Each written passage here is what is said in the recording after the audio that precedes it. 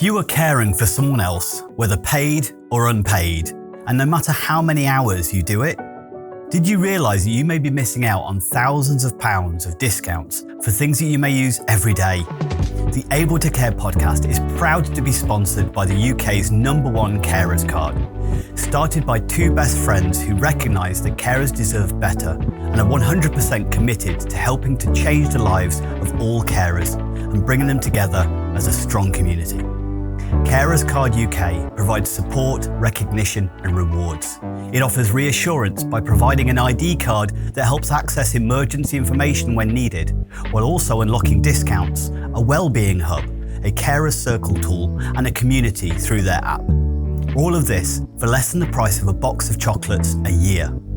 There are discounts on gym membership, days out, electrical goods, clothing and even glasses. Let others know you care while taking a little care of yourself with an ID card you can be proud of.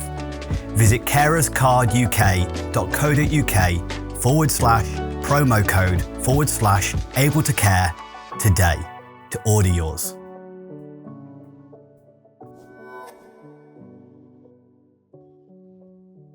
Welcome back to the Able to Care podcast, where we dive deep into the stories, strategies, and systems that shape how we care for and support others. Today, I am thrilled to have Dr. Alice Loving with us, a seasoned expert in child protection and a trailblazer in applying attachment, trauma, and mentalisation-based approaches to social work. Alice has dedicated over 14 years to working directly with families, both in the community and within residential settings. Her PhD research identified key factors that determine whether families can stay together or face permanent separation, what she calls change facilitators and change inhibitors, which we'll talk about a little bit later. Not only has she translated this research into practical interventions, but she's also made a real difference on the ground, delivering innovative mentalisation-based video interventions that have helped keep children out of foster care. Alice is also a trainer, writer, and advocate for relationship-based practice, that's a mouthful, that strengthens families and equips social workers for the challenging but vital roles they play. Alice, it's an absolute pleasure to have you on. So welcome, and thank you for navigating all of the complexities of technology to manage to get on today.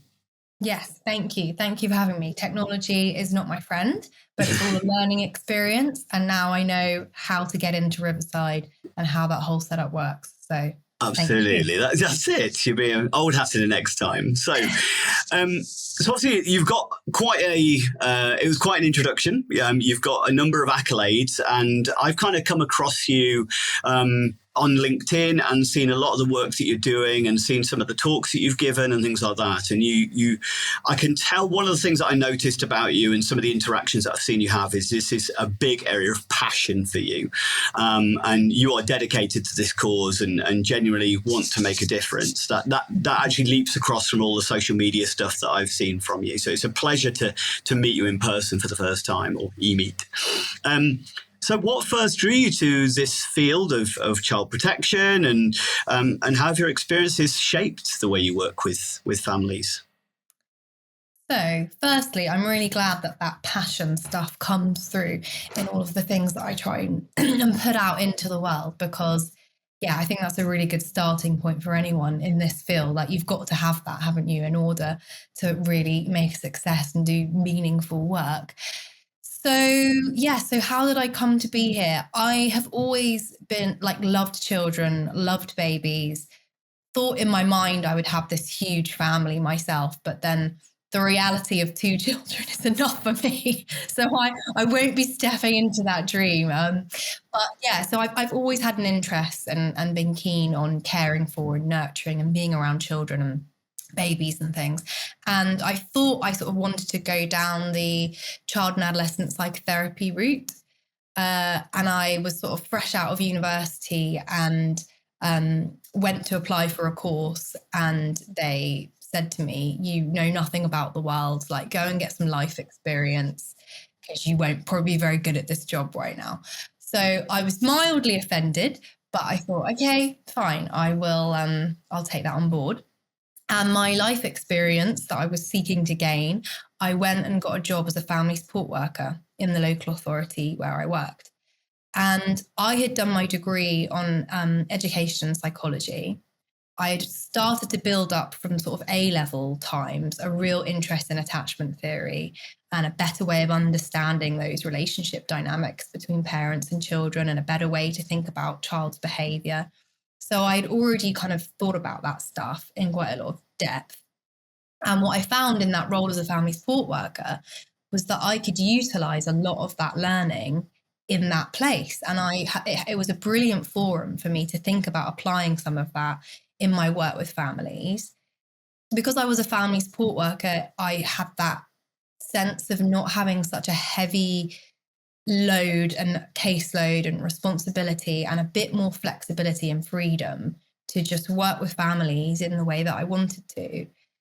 But I became really aware that other people who were sort of qualified social workers didn't have that same experience on their course. And they weren't sort of thinking about how to use these ideas. They didn't have these same tools or ways of thinking of working with families. So that was the route I started going down. Then I went on a training course about attachment in the field of social work, children's social work. And I met Professor David Shemmings, who sort of could see that I was really interested in this topic and said, look, we really actually need people to do PhD research around this. There's a gap here and I think you could fill it. And I was like, well, I've got this other idea, David. I'm supposed to be doing a psychotherapy course, maybe. And he was like, no, like you can come back to that at any point. And at first I was like, I do not want to go into anything academic again. Like I'm done with that. Like I couldn't envisage myself like really knuckling down to PhD level. It kind of terrified me. Anyway, long story short, he convinced me to give it a go. And I did, and I loved it. And my research kind of just, I guess, increased those ideas I'd already had about using these lenses to work with families and understand families. And I know you said a little bit about the research in that introduction, but essentially I followed 17 families, their journey through that child protection system. And I followed them and I wanted to look at those that had a successful outcome. What was helping them? What was going on for them that benefited them, that helped them to make those positive changes? And equally, those that didn't have a positive outcome and their children were removed from their care, what had inhibited that? What were some of those things? So I came out of it with quite a clear model to say, look, we need to be doing more of these change facilitators, but we also need to be targeting those change inhibitors. And the teaching that I've kind of produced and the tools and techniques that I have developed all lend themselves to that as well, but under this idea of bringing in the frameworks of attachment, trauma, and mentalization into practice.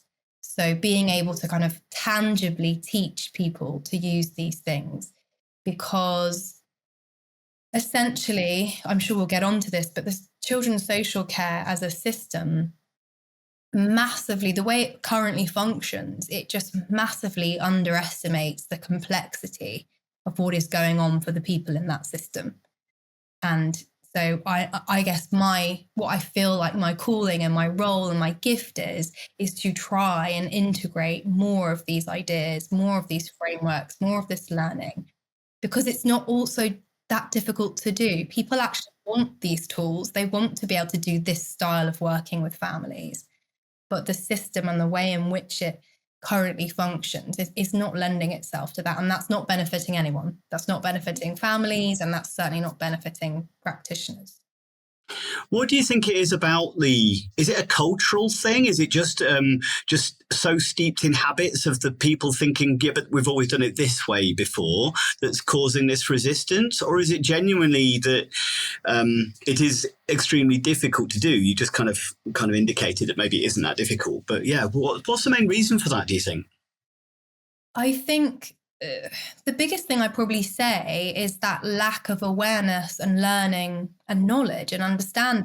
Because if you don't have these ways of understanding the issues that you're dealing with, you don't have those frameworks to apply to better understand it, then you just don't see it from this perspective. Like there's a lot of chat now around trauma and being trauma informed. It's kind of shifting to being trauma responsive. What can we do? So that's great. All of that language is great.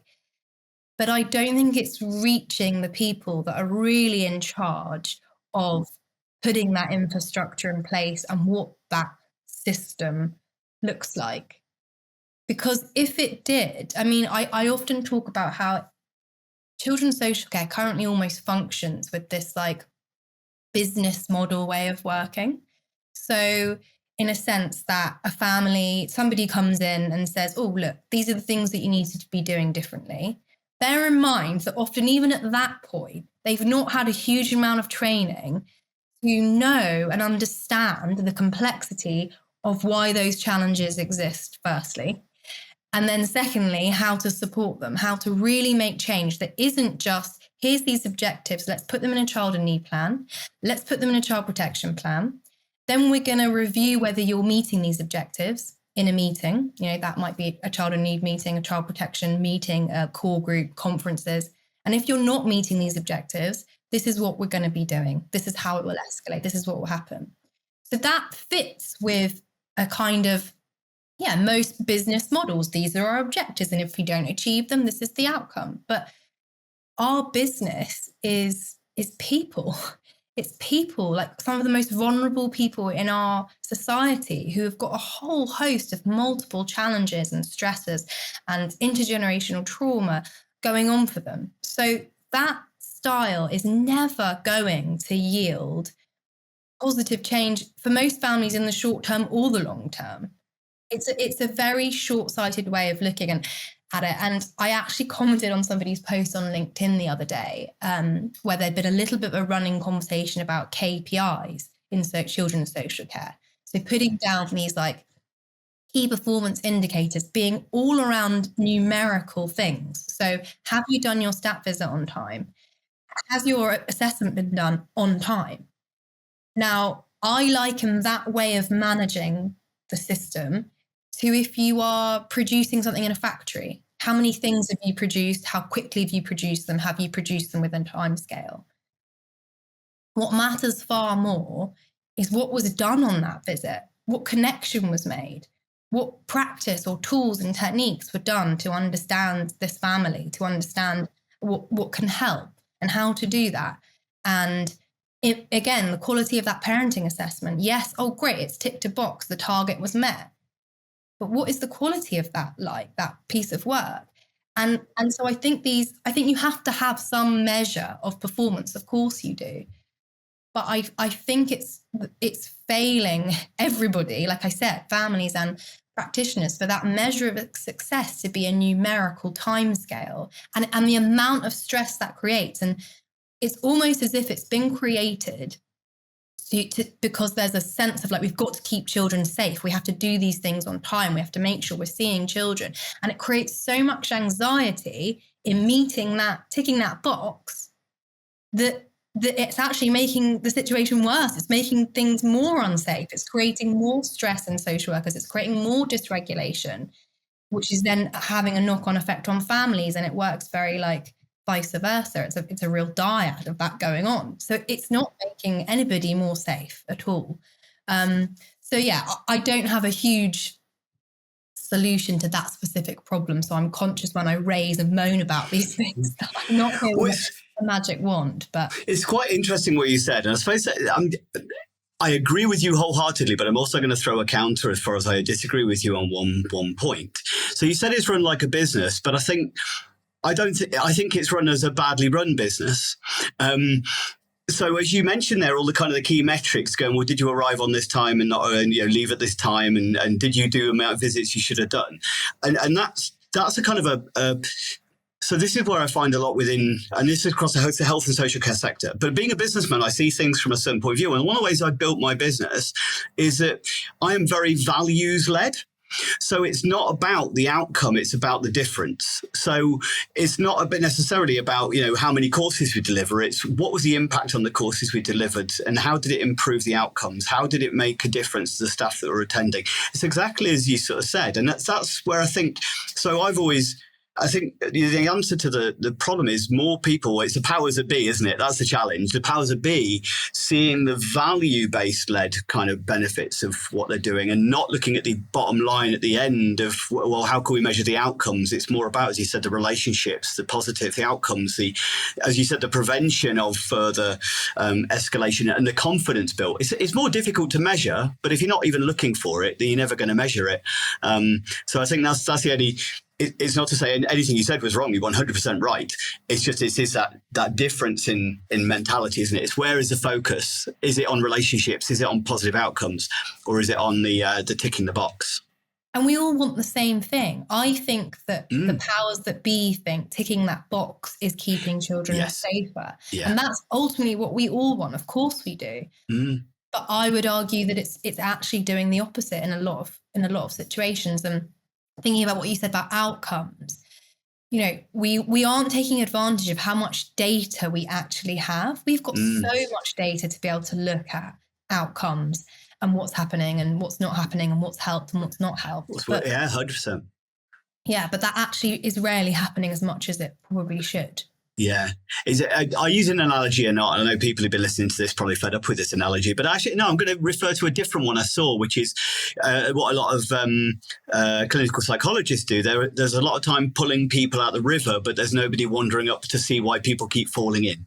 And so I use it as a similar analogy within fire. Like the way that most systems are set up is, oh, well, if you've got a fire, here's all the tools you need to put it out, rather than, okay, how are we really looking at how we can make sure fires aren't occurring in the first place, and investing more money, more time, more energy into the prevention and proactive than we are the reaction or the response. And that fundamentally is a flaw. Like any business who's worth a salt, like if we're doing fire safety on that, I don't just fill my premises with a lot of fire extinguishers. I look at a risk assessment of like what causes fires and how can we prevent that coming together. But it's systemic. I love that quote. It's a Desmond Tutu quote, I think. Yes, it is. Yeah, and I actually have a post in mind about this because of something else that I am doing, which is very much like I'm working in the adoption setting and I feel like I'm right down the end and I needed to be upstream with this family, with this child's birth family. Yeah. The work that I'm doing with the adoptive parents, I feel like I could have done this maybe with his birth mother, and it's really heartbreaking. So yeah, I love that quote. I completely agree. And yeah, I think there is a lot more language now about, and teams being created to offer early intervention. But what that actually looks like and whether people are being upskilled to deliver things which are evidence-based and high quality and going to affect change is a different matter. I had a meeting this week with a lovely lady who is the manager of the it's called Intensive Family Support Team, which is a brand new team in this area. And I wanted to know a little bit more about what that is consisting of. What does that intensive family support look like?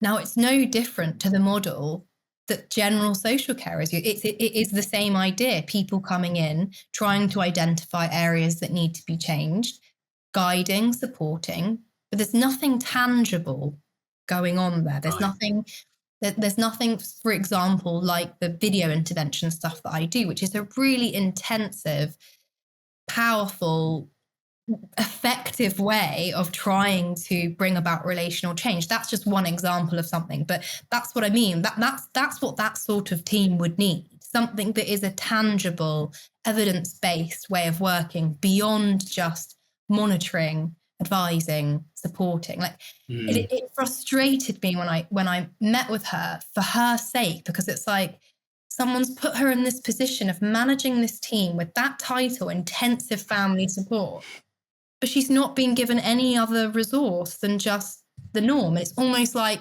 well, we've got that team, it ticks a box. It makes it look like we're trying to make effective change earlier on, because these are families that are not in statutory level. So this is almost before that they've got to that point.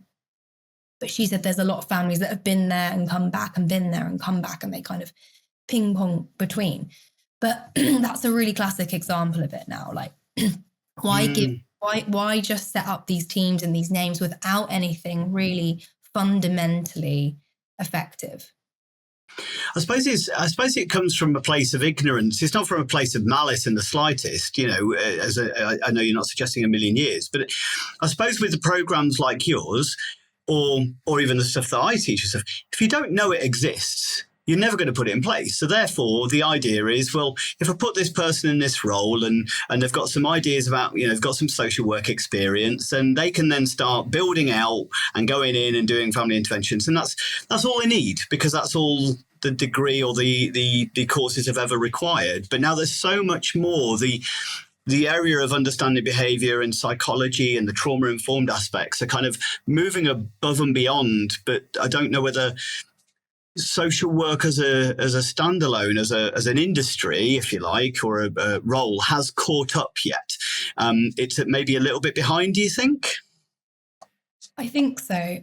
I think there's most people that go on a qualifying social work course will say to you that what they learned on that 3-year degree did not prepare them to do a parenting assessment, did not prepare them for family intervention. They're not given those kind of skills. And that creates a lot of anxiety, that they're already stepping into a role that is, like I said, in a system that is not recognizing the complexities of what's going on. So a quote I often talk about is thinking about the way that social workers, a little bit like linking into your fire analogy, like it's like they have sending them into a burning house with only just a thimble of water, but expecting them to put the fire out every single time. So I think it starts that early on in terms of those qualifying courses and upskilling people in. For me, like, I think there should be a shift in upskilling people to deliver therapeutic sort of intervention in that role. In America, that is what they do. Most social workers are also trained therapists. I think that's a brilliant model.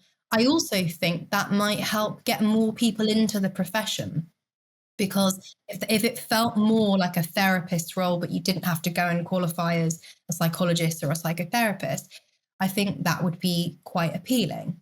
So yeah, for me, and it is exactly as you say, I think that it's that it's people just not having that knowledge. And something that I struggle with because the system doesn't think about how can we offer sort of evidence-based ways of working. You know, that when I do the video intervention with families, at the moment, I'm in a situation where local authorities will commission me to do that piece of work, but they have to have the funding for that. And sometimes they don't. Sometimes they might for one family or two family. And even though they can see the benefit that I've worked with this family at the point of crisis and these children have now not gone into care, which has saved them thousands, that's where the focus just isn't there. So I shouldn't be struggling for local authorities to have the funding for me to do that piece of work. And I've now shifted my whole mindset on this, where I'm going to set myself up as a community interest company so I can apply for funding. And I have no doubt when I go to the local authority and say, I've got some funding to do this piece of work, I'll have families thrown at me left, right, and centre. Mm-hmm. Yeah. So it is that. You don't know what you don't know. And but I think everybody knows currently it's not working. No. Across the board. So I've got a lot of experience. My background very much more the foster care realm of things, and you know, when I'm teaching within foster care agencies, predominantly, it speaks volumes to me when social workers are on the course and when they're not. Just that little bit of the certain agencies that I can really see the social workers are attending. They're learning everything that the foster parents are, because they know, well, we're the ones that are going to get the call. We're the ones who are going to kind of be communicated with, going, hey, I've got this kid who's really struggling at the moment. You know, how do I help? But then the social workers haven't, and all the therapeutic approaches and all that sort of stuff. So then telling them old punishment reward parent mentality and stuff like that, which is, well, they've been told not to do that by somebody like me or somebody like you. Mm-hmm. And then the social worker they're working with hasn't attended the same course, and therefore, so it speaks volumes for me when agencies have got social workers on the courses with the foster parents and stuff, doing the same stuff. Yeah. So I want to touch on, you've mentioned there about this video-based intervention that you do. Would you mind telling us a little bit more about that and exactly what that entails and how it works? Yes. So I was trained about 11 years ago at the Anna Freud Center by some people from Leiden University in a video intervention technique called VIPP. Mhm. And that stands for Video Intervention Positive Parenting. Yeah. And originally it's a 7-week sort of program that you do with the parent, and you film the parent and child together. It's been designed in order to enhance parental sensitivity and strengthen that attachment relationship. Mhm. And it does it through this kind of mentalization lens of helping the parent through the video footage that you have of them with their child and watching it back together. That creates an environment that lends itself to them being able to see their child on a screen, being able to kind of step back and reflect on things that when you're just going through the motions of parenting, you don't see and you don't have the time for, and you're not able to really sort of connect with. So it's really powerful. It's a really, really powerful intervention tool. So I kind of did that training, and then I took it back. So this is when I was still a family support worker. I took it back into my team there. And I kind of thought, actually, that program's been developed for kind of generic parenting struggles and difficulties. And maybe it needs some adaptations within the context of safeguarding. So I started to do that. And then I kind of created my own branch of using it. I extended it to 12 weeks. So when I work with families, it's a 12-week period. Mm-hmm. And what that looks like is having them film on a weekly basis, meeting with the parent. So now that I've kind of, technology has updated itself and we've had COVID, if the parent has the capacity to, I will actually ask them to just do the recording, and I'm not even present during it. So they will record themselves with their child doing various tasks just once a week. So that might be, depending on the age of the child, that might be playing with toys, that might be doing some coloring, that might be baking something, that might be Lego, drawing, basically whatever task they can get, which will just give me like a 20-minute-ish window to look at that interaction.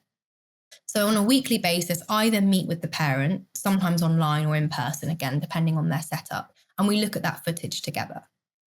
And the idea, I mean, there's multiple things going on in that, but mainly it gives us an opportunity to freeze at certain points, to pause that footage, to reflect together about what's in that child's mind. What might they have been thinking and feeling at that time? What are they signaling in the way that they did something? Or what if the behavior kind of seemed quite extreme? How can we skip back and see what was kind of maybe leading up to that? What were some of the things that child was saying or doing, was indicating what was in their mind before that point? So it's brilliant for doing that, for just allowing that parent. Obviously, I've spoken about how, mentalization is a huge part of being able to strengthen that relationship, improve maybe some of those worries or concerns that the local authority do have, because you can guarantee that where there is potential abuse or neglect, a parent has struggled to do this. They've struggled to be able to connect with what is in the mind of the child. What are they thinking and feeling? And this beautifully starts to ignite that capacity in that parent. And I think it's very hard to do that outside of having this kind of footage. And what's brilliant about it is that I come at this from an angle where they don't view me as kind of critiquing their parenting. And I have to make that really clear at the beginning when they sign up for it, because who wants to do that? I don't come at it from that angle. I come at it from the angle of they can see it for themselves, and I give space for us to explore that and reflect on that. And I'm kind of holding that space for them where there isn't any judgment. There is just that reflection. There is that exploration. And that's really powerful. So that means that if there is then things that more directly need to be talked about and discussed, they've built that trust with me where they can hear it and they can receive it much better. The other thing that we do in those sessions is, it's strength-based. So a lot of parents who've got to this stage of either being on a child in need or a child protection plan, they see themselves very negatively. They have an internal working model of themselves that's probably steeped in their own attachment-based trauma. So they're seeing themselves as useless, worthless, terrible parent, terrible mum, shouldn't be doing it. And we can't remove every child whose parent has that internal working model of themselves. What we need to do is help them to change that model. And it's a self-fulfilling prophecy, isn't it? If a parent feels like that, they probably behave in a way that fits with that model. So it is very much about wherever there is a positive strength there, getting them to see that, building up that internal working model of self, building up their confidence. In some ways, that's sometimes an even bigger part of the intervention than the other bit. I mean, certainly with this fat parent that I'm working in the adoption setting, like that's been a huge part for her. She had like kind of checked out of her ability of the way she could respond and react with this child. But there are moments which are just brilliant and she's doing so well. And that's kind of given her that motivation to then make some of those other changes. So that's essentially the kind of bare bones of what those sessions look like. And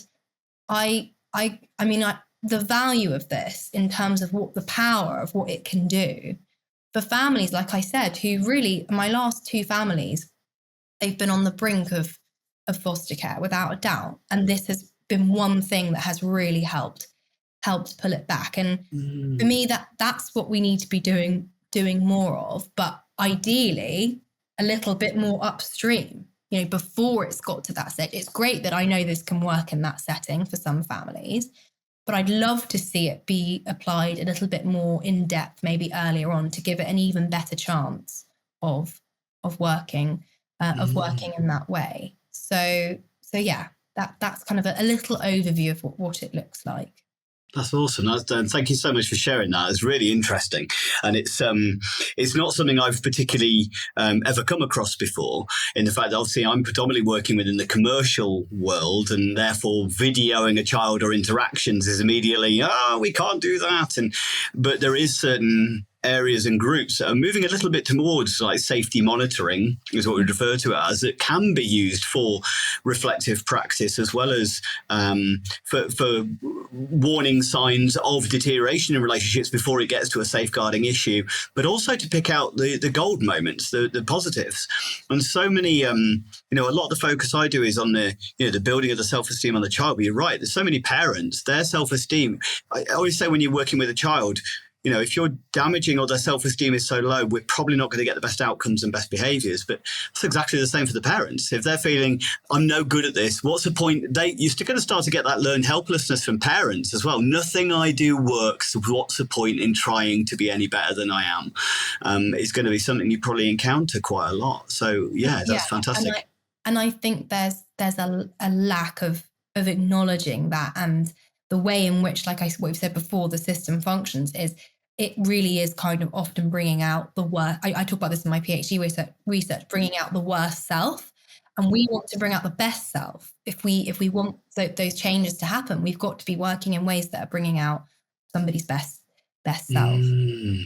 So does that kind of tie in, as far as those two terms that I mentioned in introduction, the change facilitators and then change inhibitors? If I can kind of throw in, this is similar to kind of the change facilitator is a bit like, how can we encourage somebody to quit smoking? How can we help them to want to quit smoking, stepping away from obviously what you're actually trying to do? Whereas the change inhibitors are what are holding them on to cigarettes. Why are they still refusing to let go of it? Why are they scared to release that habit? Have I kind of is that an analogy that kind of fits in, but you're looking at it from a very behavioral and parenting and attachment point of view? Yes, and there's a few of them, but just to give you an indication. So in terms of the inhibitors, things that were really clear factors, a couple of those for those families, was the first was around denial. So they were never able to kind of make that shift of moving on from acknowledging that there were things they needed to be doing differently, or if they'd had children removed previously, they didn't yet have that narrative of like, I might have really fucked up here and I need to do things differently. Is that shame deflection though, because of fixed mindset and low self-esteem? It's absolutely a defense mechanism. Yeah. And you can imagine as well, like I'm even if I might have an inkling of thinking I have fucked up, I don't want to say that because that's going to make it look worse. Like I can't be honest then about what I am thinking because I think that might go against me. So that all plays its part. So yeah, it's a really strong defense mechanism that I don't think, again, is kind of addressed and thought about in the mix. So if you have someone who's stuck in denial and also, like you said, has a bit of that internal working model of self of that sort of hopeless, helpless state, like those things have got to be looked at and taken into account and worked with in a way that kind of creates some shift. But instead, what happens is I think there's often a bit of fear from the social work side, and that's a really bad mix, like fear and control coming in from that practitioner, and then the sense of denial and hopeless helplessness and internal working model of self being really negative. It's just they're two things that are mixing against each other, where you're never going to affect change in that. And you've got to take account of that. And again, those are things that are not learned or thought about or reflected on naturally in that social work journey of education. And the system also doesn't feed into that. So thinking about some of that, and other two kind of areas of factors within those inhibitors was being stuck in a place of low mentalizing. So just never really being able to start to think about that child from a perspective of connecting with their thoughts and feelings, because no work had been done to help that happen. So a really good example that I would give is a mum who I interviewed for my PhD research, who was in a residential assessment centre. She'd had 6 children removed previously, all due to neglect. So bear in mind, the reasons why they've been removed from her is about something she's not doing rather than something she is doing. She's not, there's no like sadistic harm happening to these babies and these children. It is an absence of care.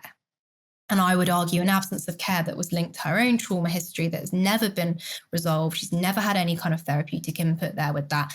And she's never had mentalization stuff be done with her to help her connect with the minds of those children and their thoughts and their feelings.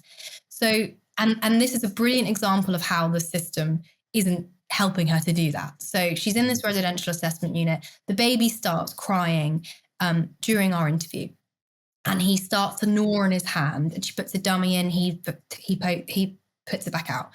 He puts his hand on again, starts sucking on his hand quite furiously, signaling that he's hungry, probably. Now, mum is kind of aware of that, and I had made it clear, look, if you need to feed him at any point, please do.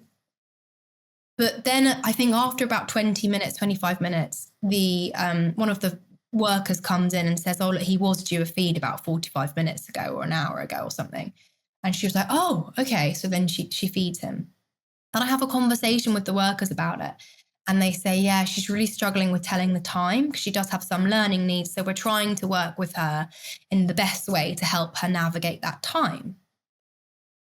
And I sat back and I felt like she doesn't need help reading the time on a clock. No. She needs help reading her baby. Yeah. But how many cultures are there where they don't have clocks? They don't have watches. That's just not in their makeup of where they happen to live and their terrain. But they don't not feed their babies. So that's desperately a really desperately tragic situation, because I again felt she was really workable. Like she could have, if given the right intervention, and actually it benefits us to do that with her because she could have another 7, 8 babies. You know, and the trauma of all of that and the loss. She had pictures of these children all up on her wall where I interviewed her. Like, it's just huge. It's just a lot to hold. But I always think that's a great example of we're not actually speaking to making things any different for those mums. I find that, I think that does speak volumes. I think it's It's almost a little bit terrifying that the focus, as you said, and maybe that's where it refers to where you were saying it's not working before, is because it's focused on the metrics, it's focused on the process, it's focused on even with that relationship, it's not focused on the building of the relationship, it's focused on, well, just doing your job right. And is that, that feels like it ties in so much to kind of old, almost industrialization, Victorian-esque thinking, like, oh, children should be fed at this time. If nothing else is working, then we'll just go back to that, because whereas, as you said, it's all about coaching her and helping her to recognize her emotions, the emotions of a child, what actions the child might be taking that indicate feelings, and as you said, trying to growing mentalization empathy, essentially, isn't it, as far as and making empathy a habit. And if you've got somebody who's never experienced any empathy in their life, how would they have ever developed it and fully worked it and stuff to then be able to show a child? So we've got to build it for them. Well, Peter Fonagy has a quote. He's done a lot of work in the field of mentalization, mainly with patients with borderline personality disorder.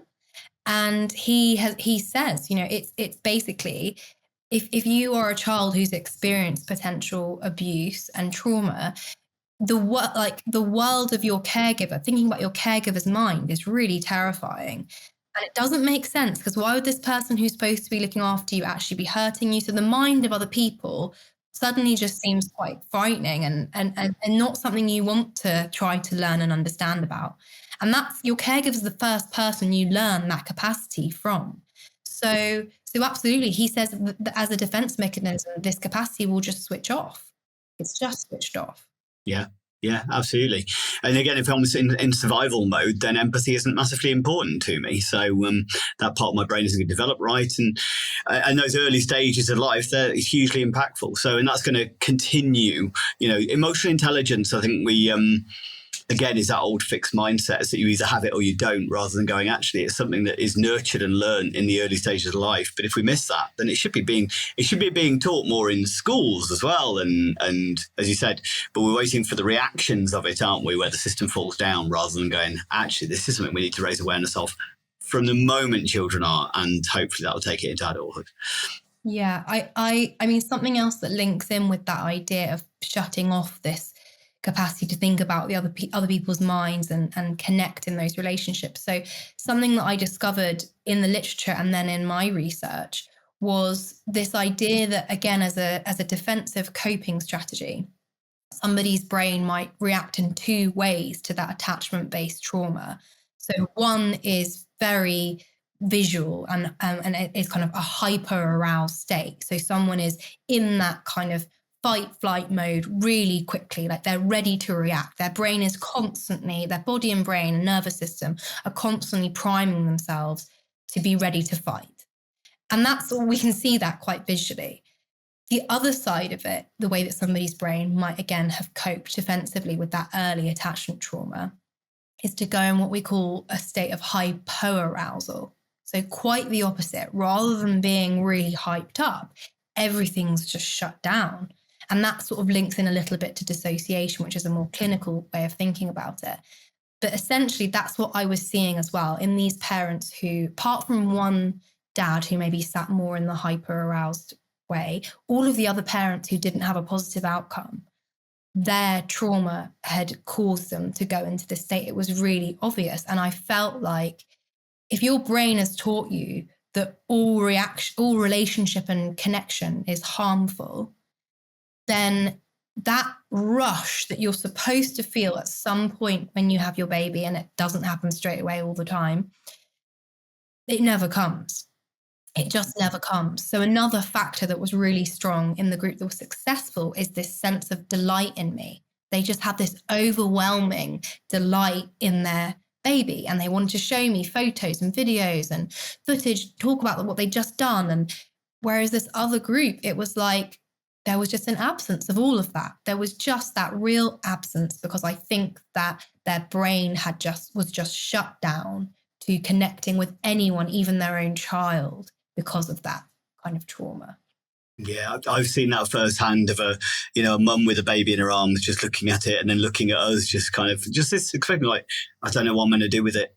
There was nothing, there was no feeling. I mean, it's really interesting. Put it out. I'd never necessarily associated that with the parasympathetic nervous system, but the shutdown, the disassociation.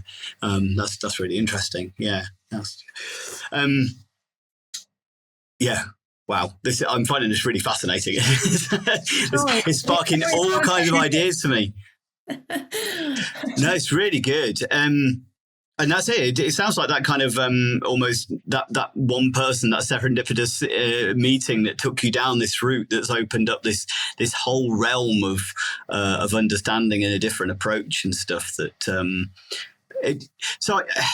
And that's maybe where we need to go to as far as, so we've spoken about obviously the work that you're now doing as far as the mentalization work and the video work, but you kind of mentioned there that this is still you don't get called in until it's too late a little bit. And I, from my experiences, I'm exactly the same a little bit, where I get a phone call like going, oh, this kid's about to be assessed and can you help this parent? They've got about 3 weeks.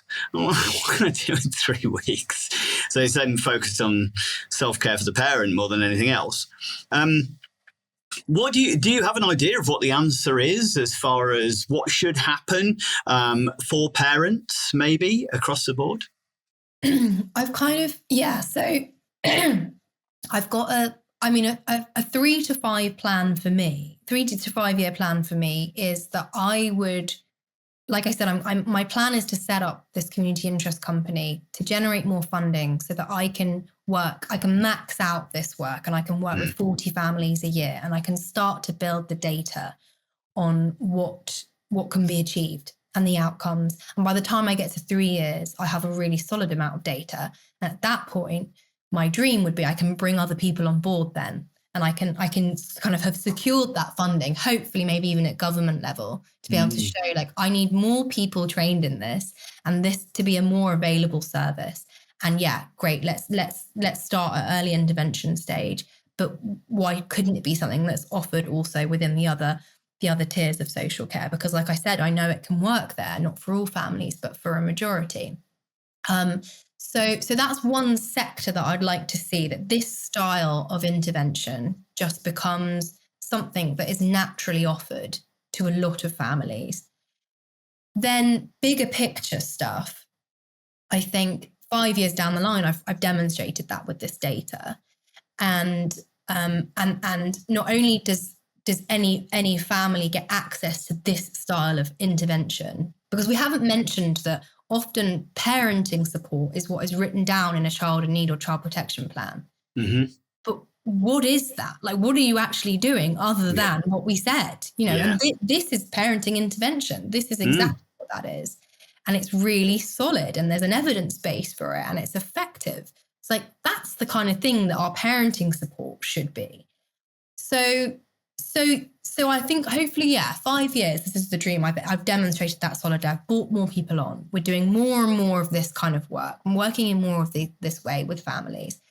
Then bigger picture stuff for children's social care. What I would love to see, and anyone who's listening to this who wants to get on board with making this happen, get in touch.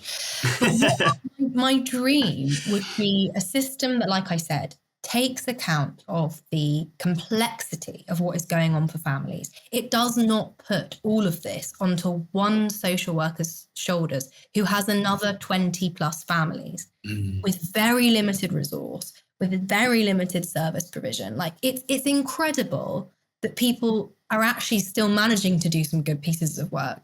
That's why I started my podcast, Social Work Successes, because I was like, I can't just be moaning about what's broken. Like, let's at least acknowledge all these people who are doing great things, which all of those stories, I'm sure you probably listened to a couple of episodes, are really about relationship. Like, that's all you've got. If you haven't got the resource and the funding, use your relationship skills, because that's what all of those episodes are capturing, which is great. But anyway, so bigger picture, it's not all resting on one social worker. What you have is a multi-professional team around that child. And I know we have that terminology already being used, but not in this context. So that you have that family, when that referral comes in and the assessment is done and we know they need to be in child in need or child protection, there's a team around there who are all holding that child. So you've got someone who's able to do some child and adolescent psychotherapy if needed. You've got somebody who is able to do some trauma-based EMDR or some other kind of work with the parent, which, I mean, we haven't got time to talk about it, but there are some really brilliant short-term therapies for trauma that can work, because obviously we're always going to be mindful of timescales and things like that. So you've got the child therapist, you've got the adult therapist, you've got someone who has expertise in mental health, you've got someone who has expertise in addiction, you've got someone who has expertise in domestic violence, and you've got someone who has expertise in housing. And everybody actually all sits in the same place. We're all in the same office. We all have the same supervision when we talk about that family, and we all hold them. And we are all responsible for the work that's being done. And we are all responsible for the outcome. That's it. That's the dream. Come back to me in 10 years' time and I'll let you know. Well, I think as you were talking there, I was kind of like, yeah, it's a long-term goal, and it's inspirational and admirable, 100%. And I think the way that you speak with passion, I think that, you're definitely going to drive, even if it's, better to aim for the moon and fall short than it is to. So, Exactly. You might as well push towards that. But I'm kind of feeling to myself that to that early intervention, so many just parents could do with this. Every foster parent should have access to this. Every care worker, because as you said, one of the things that I found within children's homes and things like that, there are so many people who are coping with their own trauma, but they've never actually looked at their own trauma, understood their own trauma. But then they're trying to work with, traumatized kids, and working with traumatized kids is more traumatizing. But and the more buttons you've got to push, those kids will find them. And if you haven't addressed, and that's where then we're getting this repeated cycle. We know about generational trauma and things like that, but I don't think people are necessarily looking at it. It's generational is partly not just biological, but it's also environmentally so. So if you've got foster parents who potentially experienced trauma, then it is going to get passed on to some degree or another, or the placement's going to break down or things like that. I think there's this myth that parenting is this natural thing, but I think once upon a time, a lot of that mentalization stuff that you do potentially would have been done by grandparents and siblings and things like that who are around next to with the child, being slightly distant from the parent position. Sometimes you're too close, and that's the benefit of looking at the video afterwards, isn't it? Being able to calm, take a step back. And we've all done it with a friend, haven't we? Where we kind of go, I think your child's needing this, but it's easy for me to see it on the outside. It's really hard as you as a parent to see it in that moment. And that's where maybe, because we don't have that community anymore, this is where your training is actually, or this kind of training at least, is kind of could be so beneficial. I mean, the community thing is huge. Like not having your village, not not being something that is inbuilt in our culture is contributing to a lot of families being tipped over the edge into that more worrying kind of ways of being. And I read a brilliant book that basically captured this idea of how we shouldn't be, we're not made to necessarily be doing it all, to be responsible for all of the childcare and all of the food preparation and the cleaning and working and running the house. Like, we used to live in community. We used to live with relatives. We used to have that support network. And yeah, that's just talking about it at a generic level. So again, thinking about the parents that we work with who are already coming at it from a position of disadvantage and a lot of stress and a lot of trauma and very much lacking in community. They don't even have, often because of their own attachment-based trauma with parents, they don't have even like that link to be there sporadically or at all. So yeah, the isolation of that is huge. That is certainly a factor within all of this. And yeah, the acknowledgement of thinking, like you said, within the foster care setting, that these children like will trigger. I mean, I say this about social workers as well. This work, you are doing work where you are focusing on that parent-child relationship. Like, that is you're intimately placing yourself in their life and their window into what's going on there. Like, we've all been a child who's been cared for by somebody, and that will naturally trigger a lot of our own experiences and our own memories. And it's not about that these things, we need to make sure everyone's had a perfect childhood, because nobody has. No, we would lose a lot of foster carers if that was the case. But it's more about that resolution, having made sense of those experiences. When those memories are like a live wire in someone, then that triggering process is going to be more harmful. What comes out of that reaction and that response is going to be more harmful. So it is about getting some sense of resolution. Yeah. Yeah. Don't suppose you know the name of that book, do you, that you said you'd read somewhere talking about exactly that? I think it was called Hunt, Gather, Parent. Ooh. It's brilliant. And it's a lady who is a journalist. She's struggling a lot with her little girl, who's about 3, with really challenging behavior. She's built up relationships with people in communities around the world through her journalism. So she just basically goes and lives with them, lives with this really rural community in Mexico, lives with Inuit community. And she's like, God, this is like, they parent completely differently to us. You know, the stresses that we have compared to them and the way in which their family is set up. And the children are just so much happier and, you know, well behaved. And because their whole dynamic is different. The parents' dynamic is different. And yeah, it's a really great book. I haven't finished it yet because I tend to take about 2 years to read it. I'll check it it's on audiobook, and I can listen to an audiobook in double time and get through 4 books a week. So if I'll have a look on that. But yeah, it's been something I've been referring to ages. It must have permeated through my psyche somewhere for influence. But it would be nice to read a study done on it and stuff. That'd be really interesting. Okay, so a couple of bits to kind of, as we're drawing to a close, is to kind of pick your brains a little bit, I suppose. But as far as because you represent these two amazing groups of people in some ways, that you are representing the social workers who sometimes get an incredibly bad rap for, you know, as you said, most of the time it's a focus on the negative rather than the positive. And there's some amazing social workers that I've worked with and stuff over the years. What would you say is the best advice that you can give to social workers to help them in their journey, to stay on top of things, and to break this, anything they could do to break this cycle that you recognise in the system? I think sadly they have to be motivated to do a little bit of their own work around the learning, around like actively seeking teaching and training that gives them tangible things to be able to use. Like, it shouldn't be the case. This should just be standard. They should be getting that anyway, but it benefits them long term to kind of do that, make their own journey. If that's not something the local authority is providing you with, for example, if you have an interest in something like motivational interviewing skills, but that's not something that your local authority is bought into, see what you can do if possible. If it's a cost thing, just buy a book about it. You know, a lot of these techniques are a little bit like mine as well. They don't. You can read about this stuff and start trying to do it straight away. It shouldn't be on you to do it, but unfortunately it is. If you want to kind of skill up in a really meaningful way, I think you do have to just try and do what you can to gather some of those tools on your own journey.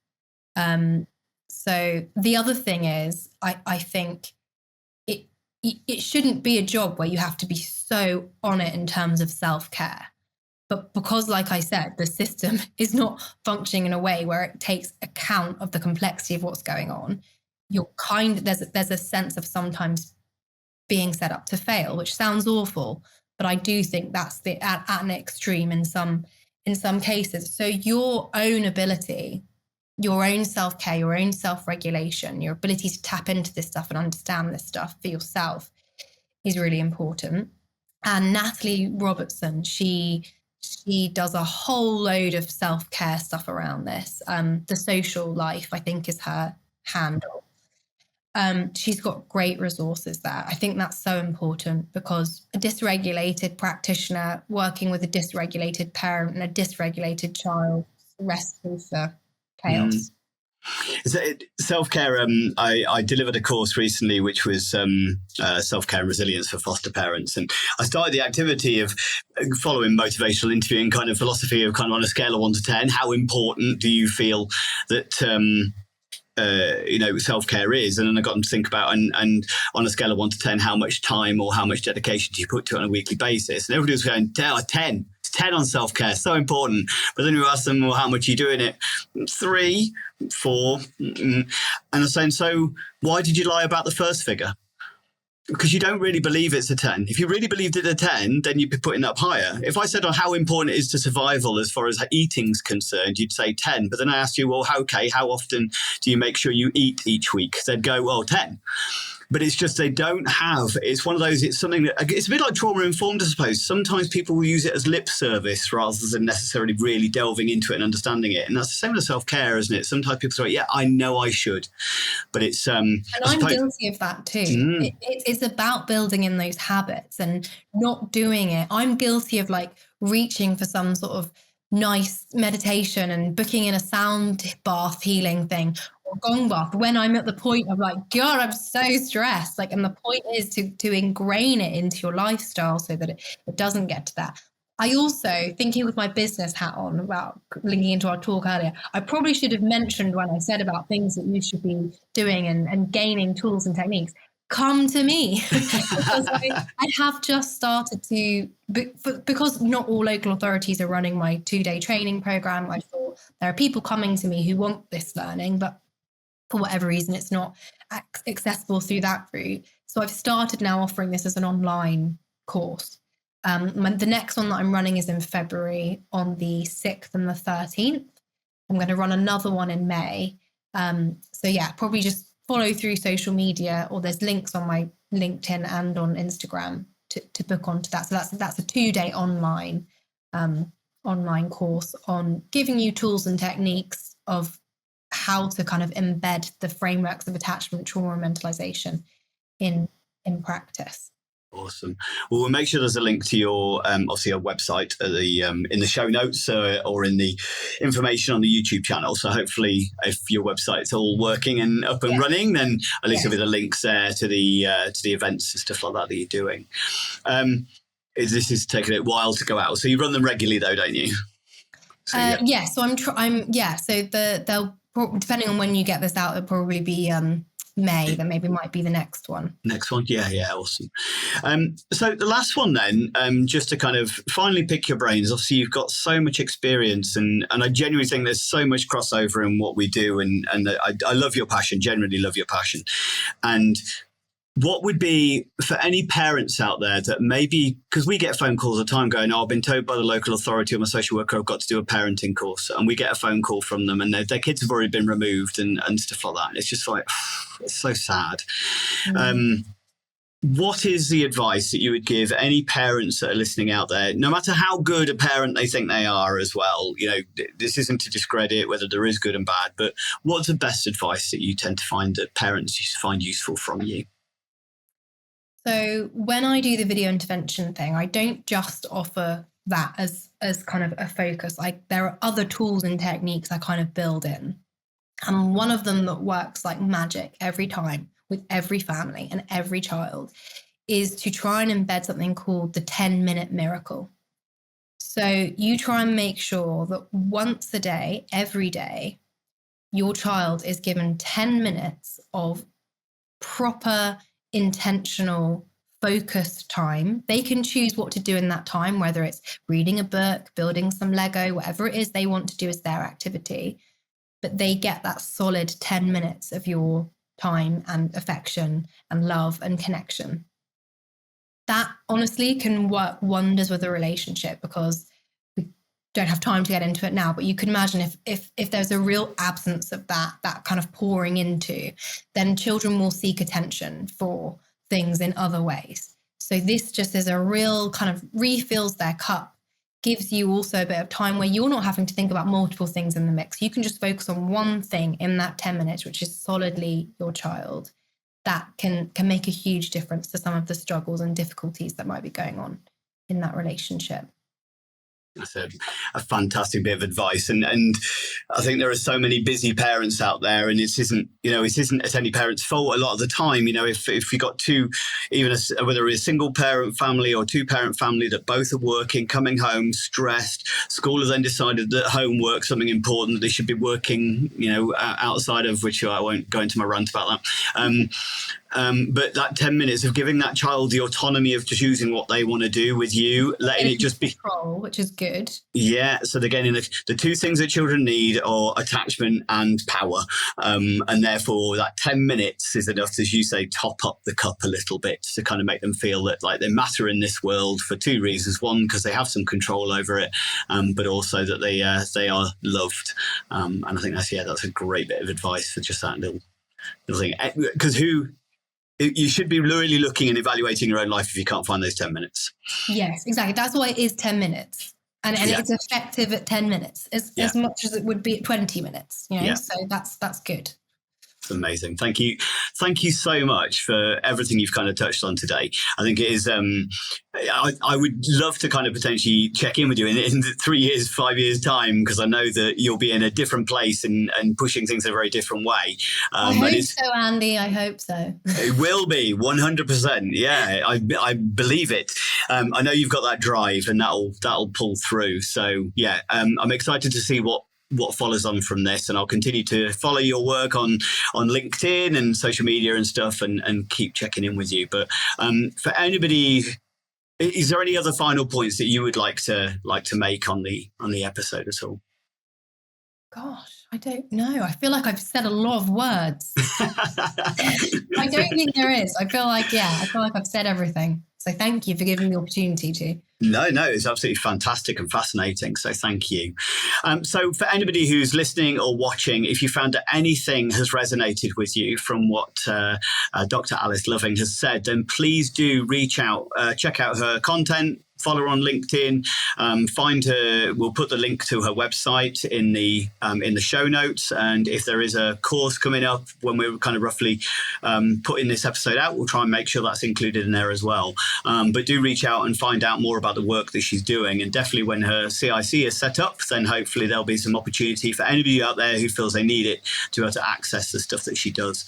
But if you found it interesting, please comment, like, and share on the episode to get the message out to more people. But otherwise, thank you very much, Alice, again for your time. And we'll speak again soon. Cheers.